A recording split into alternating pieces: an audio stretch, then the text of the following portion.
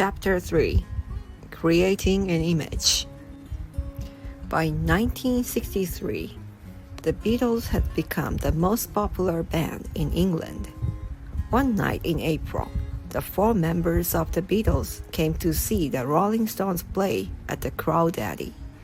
They hung out with the Stones afterward and talked about music. When the Stones went to see the Beatles perform live, Brian was especially impressed by the way girls screamed in excitement whenever the Beatles appeared. He wanted the Stones to be superstars like Beatles. Not long after the Beatles came to the Crawdaddy, a tall, stylish young man showed up to hear the Stones play. Andrew Oldham was only 19 years old, younger than any members of the Stones. But he already had a lot of connections in the music world. He had even worked for the Beatles. He liked the Rolling Stones sound and wanted to be their manager. The band signed a contract with Andrew. Soon after that, their new manager got the Stones a record deal with the Decca Records. The Rolling Stones were becoming known as a talented London band. But Andrew Oldham had bigger dreams for them. He wanted to make some changes. Andrew didn't think Ian Stewart had the right look. He wasn't as young as the rest of the band, so Andrew fired him. Ian still acted as the band's road manager and played piano for concerts and albums for many years to come. But he was no longer an official member of the Rolling Stones.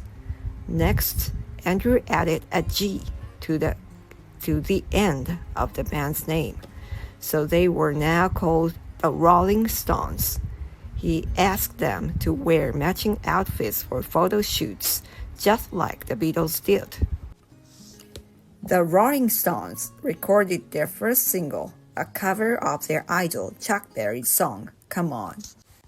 It was released on June 7, 1963, and rose to number 21 on the British music charts.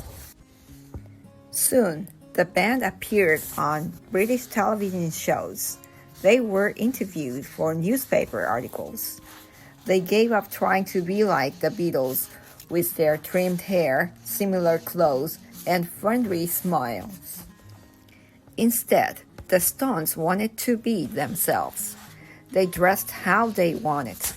They let their hair grow long and shaggy.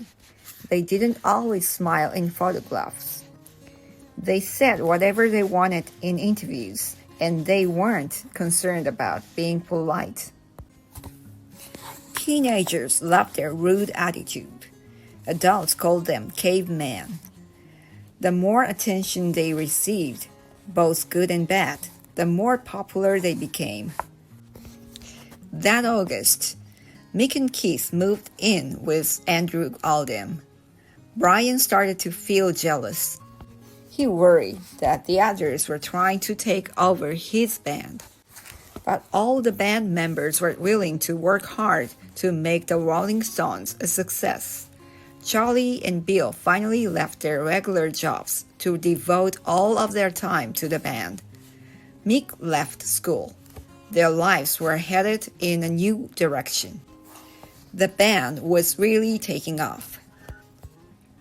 The Rolling Stones were popular enough to play shows every night of the week. They traveled all over England, sleeping in their van when they were on the road. Their songs rose up the British charts and even broke into the top 50 in the United States. By April 1964, they had released their first album, a collection of cover songs called simply The Rolling Stones. It sold 100,000 copies the first week it was on sale and took the number one spot away from the Beatles. The Rolling Stones were now the new hottest band in England.